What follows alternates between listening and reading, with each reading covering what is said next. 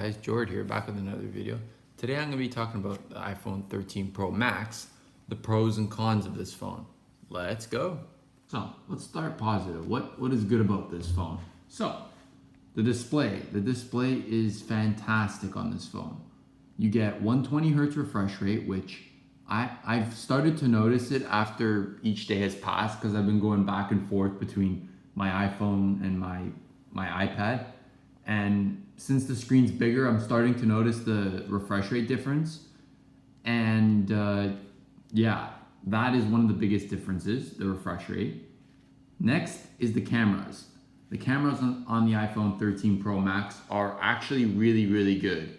They're a step up from, at least I came from the XS Max.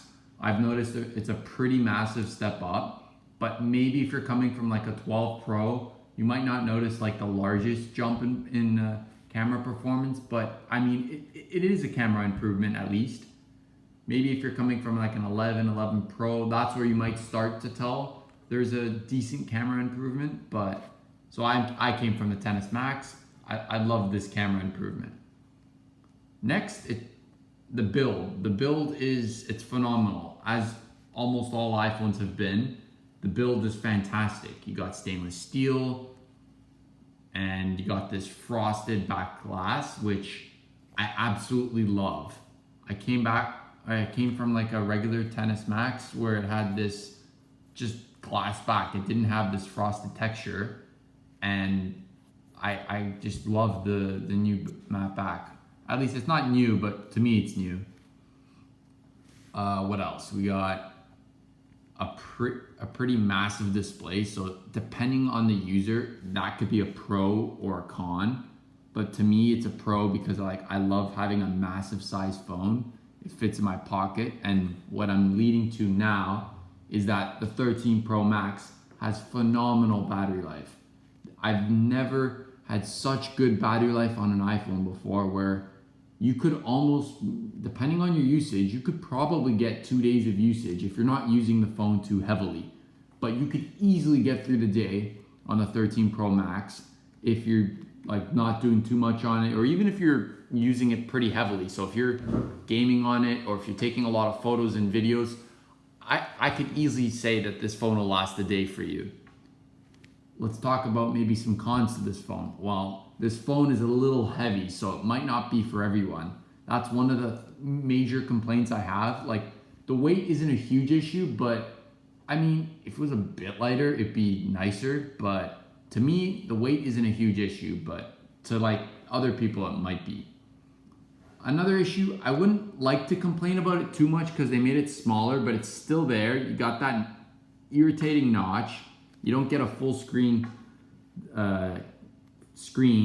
but I mean, it's better than nothing. Like, I'd rather have a smaller notch than a huge notch that takes up a little bit more space.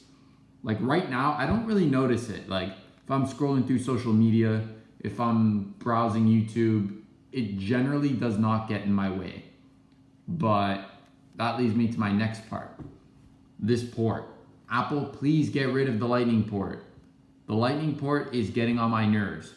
Every other phone has USB-C, and like, when are you gonna either remove the Lightning port or switch to USB-C? I don't think the iPhone will ever get USB-C, but if they switched over to it, it would make our lives a lot easier. Because like, if you're switching photos, or transferring photos to your Mac or your Windows computer, any device, it will take a lot longer than if you just put like any USB-C port. It could even be USB 3, like that would make things significantly better. Otherwise, I do really love this device. Like, it's got good cameras, it's got really good battery life, it's got a really, really good display. There's not too much to complain about, but those are the things I don't really like, or I would love to see an improvement on, because the notch, it's fine for now, but once we get to full screen, like that would be something I would love to see. Oh, if I may add, even a fingerprint sensor. A fingerprint sensor would be phenomenal, because we're in the middle of a pandemic. Like, I can't always use Face ID if I'm going out and about. Like, a fingerprint sensor honestly feels like a must in 2021. Like, there's a ton of Android phones that have fingerprint sensors. Oh, even under the display cameras.